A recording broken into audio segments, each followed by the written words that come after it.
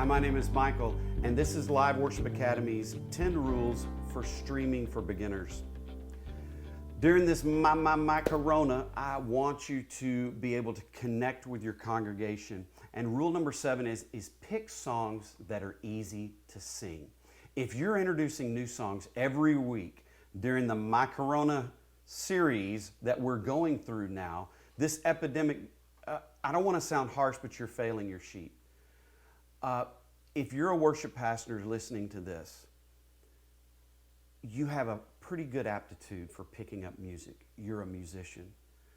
Most of the people in your congregation are not. Pick songs that the sheep know. Remember, Jesus used this illustration about sheep. We're sheep. Lead in songs they know and can sing easily. I was at a church, and in my job, I travel around the country and I see hundreds of churches a year, and I was there in a technical capacity. I was not there to speak on worship or to lead worship. I was there representing a manufacturer. And the worship pastor and the lead pastor were standing there over my shoulder as I was demonstrating equipment. And while I was working on something technical, a download or an update or something, they started talking about their youth pastor who led a song that was 20 years old, and how ridiculous it was and how old school it was. And I thought, how dare you?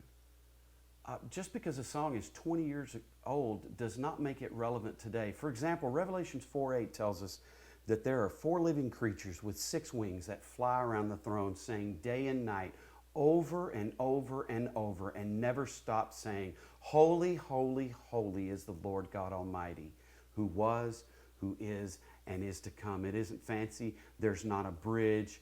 There's not a key change, but it's effective. Now, I realize that the Lord has His hand on a particular song or a worship song for a particular time, but that doesn't mean if that song is past the 6-week date that we did it, it's irrelevant. God can still use that song.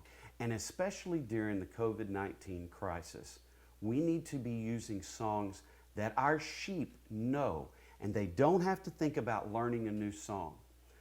That does a couple of things. 1, it encourages them to worship and not have to think about a new song. 2, it brings back memories of their childhood, if they've been a Christian for any length of time, of songs they grew up with or songs that ministered to them in a way that was meaningful to them. Just because it's an old song doesn't make it irrelevant, which goes along with this rule: sing songs that are easy. This is a tough time we're in with the COVID-19. Don't make it harder by disconnecting your congregation with new songs every week. Plug songs in that have relevance and truth in it that the congregation knows. Thanks for watching, and I'll see you next time.